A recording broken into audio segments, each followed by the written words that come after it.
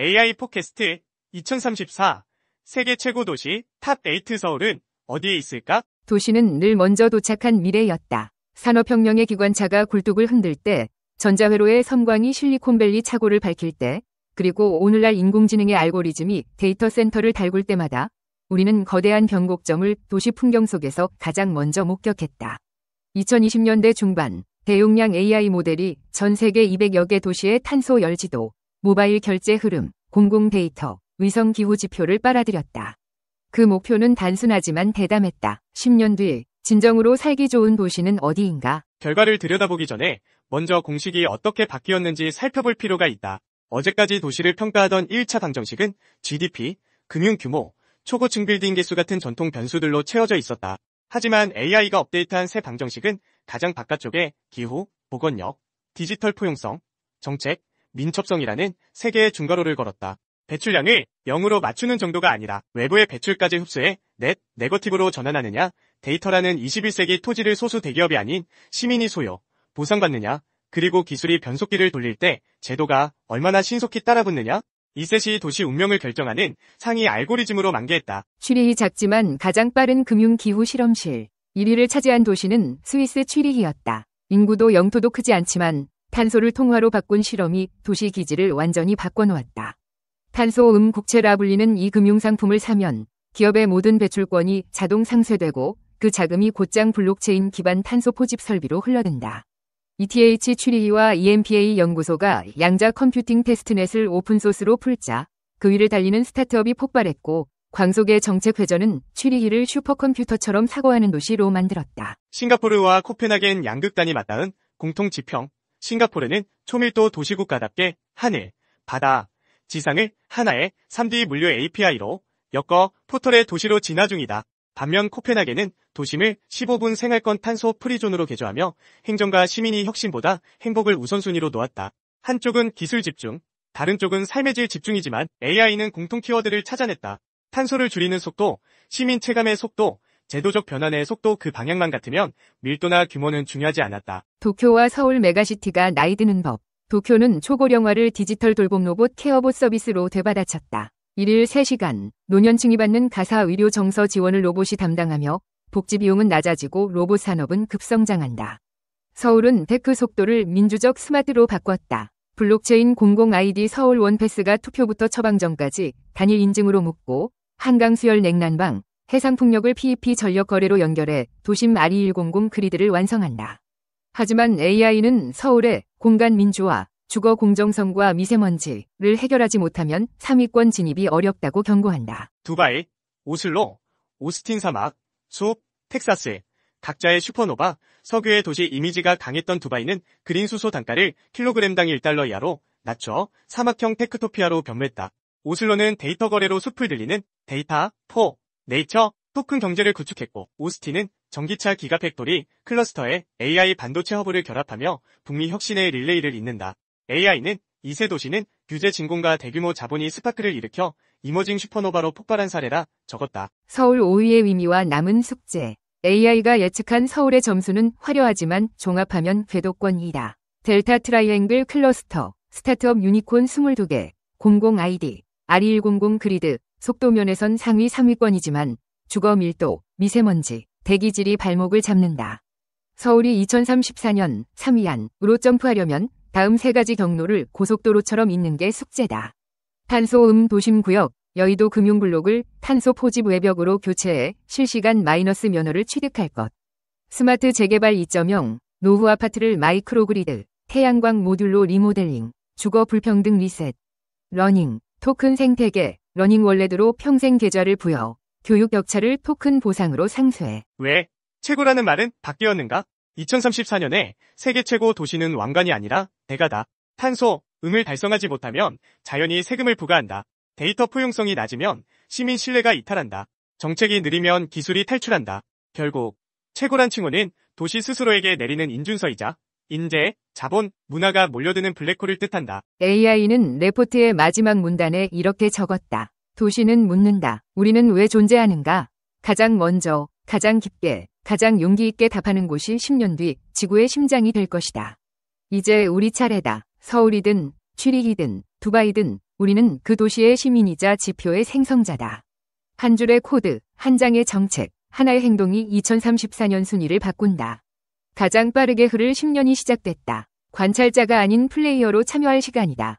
AI, 디스토피아, 희망이 끊긴 도시의 비명, AI가 독점한 어둠의 시대, AI와 로봇이 지배하는 잔혹 일상, 감시의 눈 아래 철창 너머의 도시. 대한민국의 고층 빌딩 숲 사이로 사람들의 표정은 점차 어두워지고 있었다. 가뜩이나 장기 불황과 고용 불안으로 허덕이던 사회가 AI와 로봇 기술의 급격한 도입으로 인해 더 극심한 변화를 맞이하기 시작했기 때문이다. 불과 10여 년 전까지도 사람들은 인공지능이 여러 가지 어려운 문제를 해결해주고 로봇이 반복적이고 힘든 노동을 대신해줄 것이라고 낙관했다. 그러나 기술 발전의 성과는 일부 초거대 기업 그리고 일부 특권 계층에게 쏠렸고 대다수의 일반 국민에게 돌아오는 몫은 갈수록 작아졌다. 가장 먼저 변화의 직격탄을 맞은 것은 제조업과 서비스업 일자리였다. 과거에도 산업 자동화는 있었다. 하지만 이제는 단순 반복 업무가 아니라 고급 기술이나 인간적 감성이 필요해 보이던 서비스 영역까지 AI 로봇으로 대체되고 있었다. 예컨대 대형 요식업체 프랜차이즈에선 이미 서빙 로봇이 도입되어 직원의 수를 대폭 줄였고 일부 마트나 편의점은 완전 무인화가 되었다. 고속도로 휴게소의 음식점조차도 키오스크와 주방 로봇이 대부분의 작업을 처리했다. 일자리를 잃은 이들은 정부가 제공하는 실업급여나 국민기초생활보장법에 따른 기초생활수급자의 삶을 선택해야만 했다. 그러나 일할 곳이 사라졌다라는 절망감과 함께 수급 대상자가 급증하자 지원체계가 제대로 작동하지 않는 문제들이 드러나기 시작했다. 밀려드는 수급 신청을 처리하는 인력조차 부족했다. 정부가 아무리 예산을 편성해도 기술 투자와 대기업 지원책에 집중하는 바람에 복지 분야에는 충분한 재원이 배정되지 않았다. 1년의 경제 혼란 속에서 몇몇 초거대 기업은 오히려 막대한 이득을 거두며 빠르게 몸집을 불려나갔다. AI 기술의 핵심 알고리즘과 방대한 데이터를 독점적으로 소유한 이들이었다. 과거에는 여러 중소기업 및 스타트업들이 각종 기술을 연구하고 서비스도 개발했지만 인공지능 경쟁이 치열해지면서 특허권과 핵심 인재를 확보한 소수 대기업 쪽으로 자원이 몰리게 되었다. 이 초거대 기업들은 정부와의 친밀한 관계까지 형성하며 새로운 형태의 독과점을 구축했다. 정부는 세수 부족과 경기 침체를 타개하기 위해 혁신 성장이라는 명분 아래 성공 가능성이 높은 초거대 AI 기업들의 세제 혜택과 각종 규제 완화를 몰아주었다. 이는 겉보기에는 미래 경쟁력을 위한 투자처럼 보였으나 결과적으로 중소기업들이 경쟁에서 밀려 도산하거나 대기업에 흡수되는 악순환으로 이어졌다. 특히 빅데이터를 활용해 인간의 소비 행태와 행동 패턴을 정교하게 분석하는 AI 마케팅 툴이 시장을 장악하자 살아남은 소수의 대기업은 사람들의 생활 전반을 지배하기 시작했다. 어디서 무엇을 먹고 어떻게 이동하며 어떤 물건을 구매할지까지 모든 것이 AI에 의해 제시되거나 관장되었다. 사람들은 자신의 선택이 진정 자유로운 것인지조차 인지하지 못한 채 거대 플랫폼이 제공하는 편리함에 점점 더 깊이 의존하게 되었다. AI와 로봇 자동화가 본격화되면서 실업률은 기록적으로 상승했고 기존 중산층마저도 해고와 감축의 연쇄 속에서 빈곤층으로 빠르게 추락했다. 생활 기반을 상실한 이들이 대거 기초생활 수급자로 몰렸는데 이때 문제는 국가가 그 수를 감당하기 어려울 만큼 폭발적으로 증가했다는 것이다. 과거에는 기초생활보장제도를 통해 생계, 의료, 주거, 교육 등에서 최소한의 안전판을 제공받을 수 있었다. 하지만 AI 시대의 실업 대란으로 인해 지원 대상자가 수백만 명 단위로 불어나자 국가 예산은 급속도로 고갈되었다. 정부가 부랴부랴 추가 세수를 확보하고자 했으나 이미 기업들은 AI를 통해 조세 회피 방법마저 최적화해 놓았고 초거대 기업들은 로비스트를 통해 법적 허점을 파고들어 세금을 대폭 감면받고 있었다. 결국 정부는 재정 악화와 정치적 압력 속에서 기초생활보장제도를 부분적으로 축소하기에 이른다. 생계급여와 주거급여 등 각종 급여를 줄여나가고 수급 자격도 대폭 강화하며 탈락자를 양산하기 시작했다. 매일을 버티기 위해서는 기초생활수급자로라도 들어가야 한다고 절박해진 사람들은 까다로운 심사 절차에 몇 달씩 대기해야 했다. 그마저도 심사에 떨어지면 또 다른 절망이 기다리고 있었다. 일자리를 잃고 기초생활수급 자격도 얻지 못한 사람들은 길거리에 나앉거나 인터넷을 통해 불안정한 초단기 일거리를 찾았다. 디지털 잡마켓이라 불리는 온라인 플랫폼에서 흔히 볼 수 있는 일자리는 대개 AI가 처리하기엔 아직 정확도가 낮거나 비효율적인 잔여 작업을 맡기는 것이었다. 예컨대 AI 학습 데이터, 라벨링, 특정 물체를 사진으로 찍어 업로드하기, AI 음성 인식을 위한 문장 녹음하기 같은 자잘한 임시 업무다. 시간당 몇백 원, 몇천 원 수준의 박봉에 시달리면서 이들은 근근히 식량비를 충당했다. 또 다른 빈곤층은 편의점이나 카페 등에서 근무하며 로봇과 최소 인력으로 운영되는 곳에 감시자 역할을 맡곤 했다. 매장에 도난이나 기계 오작동이 없도록 주시하는 일인데 로봇이 혼자 해결하기 어려운 돌발 상황에만 개입해야 하는 구조 구조였다. 신분 확인은 엄격하고 업무량은 적지만 그만큼 임금이 터무니없이 낮았다. 게다가 최소 인원만 배치하니 초과 근무나 야간 근무 수당 같은 것조차 제대로 받지 못했다. 한마디로 로봇이 놓치는 틈새를 메워주는 값싼 인간 보조에 불과했다. 이렇게 디지털 빈곤계층이라 불리는 새로운 하층민이 대규모로 등장하자 이들을 향한 사회적 낙인은 더 심해졌다. 로봇도 충분히 처리할 수 있는 일을 인간이 대신한다는 식의 비아냥과 함께 이들에 대한 사회적 지원은 계속 줄어들었다. 사람들은 AI 시대에 적응하지 못한 낙오자들이라는 오명 속에 생활고에 시달려고 길거리에 구걸하듯 돌아다니는 사람이 점점 늘어나기 시작했다. 한편 늘어나는 범죄와 사회 불안을 해소한다는 명목에 정부와 초거대 기업들은 감시 기술을 강화했다. 도시 곳곳에 설치된 AI 감시 카메라와 로봇 드론은 24시간 상시 순찰을 돌았다. 처음에는 안전 강화라는 취지로 도입되었으나 곧 시민 개개인의 일거수일투족이 실시간으로 모니터링되는 상황에 이르렀다. 정부는 기초생활수급자와 실업급여 수급자의 부정수급을 막는다는 명분으로 이들의 금융거래와 위치 정보를 AI 알고리즘으로 분석했다. 어느 시점에서 어느 지역을 방문했고 얼마나 소비했는지를 점검하여 조금이라도 불필요한 지출이 포착되면 지원을 중단하기까지 했다. 외식을 하거나 병원 외 목적지로 택시를 탄 기록만 있어도 이내 적발 대상이 되는 등 불신과 감시가 일상화되었다. 이 과정에서 데이터 오류나 AI 알고리즘의 편향 때문에 억울하게 지원을 중단당하는 사례가 속출했지만 사람들은 항의할 방법이 마땅치 않았다. 복지사무소 직원조차 일이 너무 많고 시스템 결정은 AI가 즉각 처리해버려 되돌릴 길이 거의 없었다. AI가 판단한 결과라는 이유만으로 행정처분이 곧바로 내려져 버리는 것이다. 노동시장이 AI 로봇 중심으로 재편되고 일부 초거대 기업만이 높은 가치의 일자리를 독점하면서 교육 격차 역시 전례 없이 커졌다. 예전에는 좋은 대학을 졸업하면 그래도 어느 정도 취업 가능성이 있었지만 이제는 AI를 이해하고 고급 코딩 능력 혹은 관련 분야의 박사급 실력이 없으면 유의미한 일자리 자체가 존재하지 않았다. 어릴 때부터 AI 사교육으로 무장한 상류층 자녀들은 일종의 디지털 엘리트로 성장해가는 반면 빈곤층이나 중산층 출신 아이들은 학교 교육만으로는 도저히 따라갈 수 없는 수준 차이를 실감했다. 결국 대부분은 사회 이동의 사다리를 아예 밟아보기도 전에 배제되고 극소수의 디지털 인재만이 초거대 기업에 입사할 기회를 얻었다. 기초생활수급자 가정의 아이들은 교육비나 학원비 지원이 제대로 되지 않아 공교육만으로 승부를 걸어야 했지만 이미 특화된 AI 교육 프로그램에서 수년간 앞서 나간 부유층 자녀들을 이길 수 없었다. 게다가 기술 자체도 급변하다 보니 시중의 교과서는 이미 시대에 뒤처져 있어 학습 효과가 떨어졌다. 이렇듯 교육 격차는 그대로 계층 격차가 되고 사회의 이동성은 사실상 차단되었다. 로봇 수술 장비와 AI 진단 시스템이 병원에서 점차 자리를 잡으면서 돈이 된다고 판단된 상류층과 보험 가입자들을 우선적으로 받아주는 의료 양극화가 더욱 심화되었다. 첨단 의료 기술은 극소수에게만 가용했으며 대다수 빈곤층이나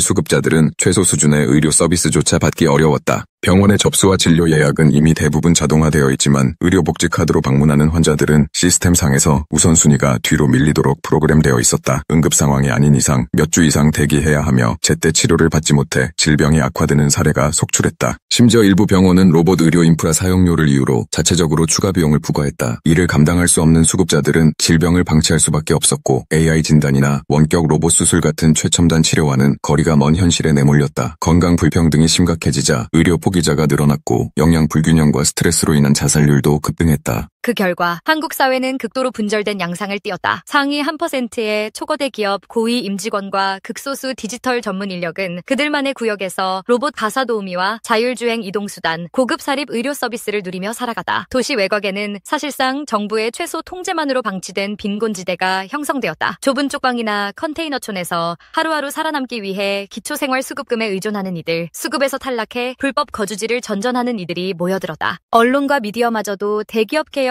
AI 알고리즘이 장악하면서 방송이나 뉴스에서는 이런 암울한 상황이 좀채 보도되지 않았다. 사람들은 SNS를 통해 간간히 진실을 나누려 했으나 플랫폼 검열과 자동 필터링으로 인해 빠르게 차단되었다. 초거대 기업과 결탁한 정부는 사회 안정을 해치는 가짜뉴스라는 명목으로 통제의 고삐를 조였다. 연일 경찰 로봇과 감시 드론이 거리를 순찰하며 구걸 행위를 단속하고 대규모 노숙인을 교외에 수용시설로 강제 이동시키는 장면이 연출되었다. 수용시설에 들어가면 기초생활비와 최소한의 식사를 제공받지만 그 대가는 더 심한 감시와 인권 침해였다. AI 시스템이 하루 일과를 강제적으로 편성하고 로봇이 실시간으로 동작을 감시해 무단 이탈을 막았다. 한마디로 자율성 없는 수용소 생활이 되어버린 것이다. 잔재된 희망과 질문. 그러나 아직 모든 이들이 절망과 수능만 하는 것은 아니었다. 작은 시민단체와 사회운동가들은 AI 로봇 시대일수록 인간의 존엄성과 공정한 분배를 지켜야 한다며 목소리를 냈다. 이들은 최소한의 기본소득이나 공공 데이터 관리의 투명성을 요구했고 공정한 교육 접근권과 확산과 의료 서비스 확대를 주장했다. 하지만 초거대 기업이 사실상 국가 권력을 쥐락펴락하는 상황에서 이들의 목소리는 쉽게 묵살되었다. 마침내 몇몇 젊은 연구자와 변호사, 활동가들은 AI 거버넌스의 민주적 제어를 외치며 숨겨진 인공지능 알고리즘의 불투명성 문제를 폭로하기 시작했다. AI가 불평등을 더 심화하고 있는데 이를 방치하면 미래 세대가 더 큰 재앙을 맞을 것이라는 경고의 외침이었다. 물론 이 움직임 또한 기술과 자본을 틀어진 권력층으로부터 사회 불안 조성이라며 공격당했다. 이처럼 AI와 로봇 기술이 몰고 온 디스토피아는 철옹성처럼 단단해 보였지만 일부 구역에서는 여전히 작지만 지속적인 저항의 불꽃이 살아있었다. 노숙자와 빈곤층 그리고 소수의 양심적 지식인들이 협력해 대안적 커뮤니티를 만들고 자립형농장이나 협동조합을 시도하기도 했다. 이들 중에는 기술은 악이 아니다. 그 사용자가 누구이며 어떻게 사용되느냐가 문제다. 라며 AI 기술을 모든 사람의 공익에 기여하게끔 재설계하고자 노력하는 움직임도 있었다.